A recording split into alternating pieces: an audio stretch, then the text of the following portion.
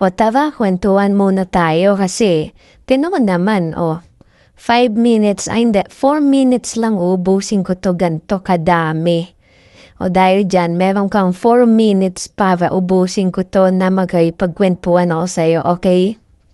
First off, pagkain ko dyan sinangag, tapos may itlog, tapos may ham, tapos corned beef yun yung nasa right side. Ang dami niyan, ewan ko bakit ganito kinain ko. Kasi hindi ako kumain yesterday.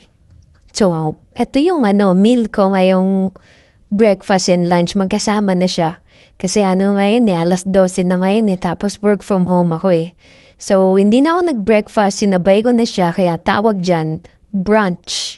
Ngayon, walang edit-edit yan. Tingnan mo, 4 minutes lang, ubusin ko yan non-stop. Kasi ganyan na humain, nagmamadali. Hindi naman. Sabi lang sa akin ng asawa ko. Ang bilis ko daw talaga kumain. Kasi kung siya yan, kumakain siya nan, abutin yan ilang minute, 20 minutes siguro, galing siya katagal. Ako, naiisip ko kasi, hindi pwedeng matagal ka kumain. Okay lang lamnamin mo, pero marami pa akong gagawin eh. At hindi ko ganun siya na-enjoy yung oras ko pag tagal ko kumain, para ako nagsasayang ng oras. So ayun, kanyan ko siya kainin tuloy-tuloy. Walang tubig yan, ewan ko di din ako mahilig sa tubig. Di nga ako nain ng tubig kahit pagkatas ng pagkain. Pero dahil may asawa na ako, siya nagpapainom ng tubig sa akin kasi nakalimutan ko. Kaya gagawin niya yan. Pagkatas ko kumain, tapos na ako, may ginagawa na ako iba. Bibigyan niya ako ng 2 tumbler na punong-puno. Tapos, required ko yun ubusin ngayon.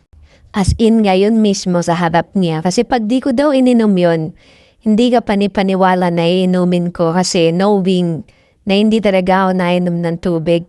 Kaya gusto niya, inumin ko sa kanya harap-harapan. Kaya yun, masusuka-suka ako mga 2 ilang minutes ko inumin yung 2 tumbler na yun, tas nasa harap ko siya. Siyempre, magtatawanan muna kami nun kasi may reklamo pa ako eh. Sasabihin ko, baby, ang daming tubig ba masuka ko? Sasabihin sa akin, huwag ka magulo.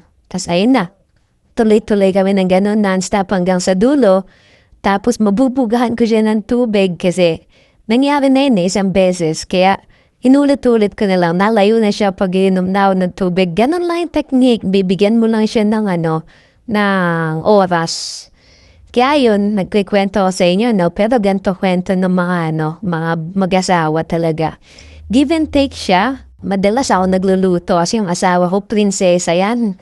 Dun sa bahay nila dati, walang alam na yan na chores. So ako, dahil laki ako sa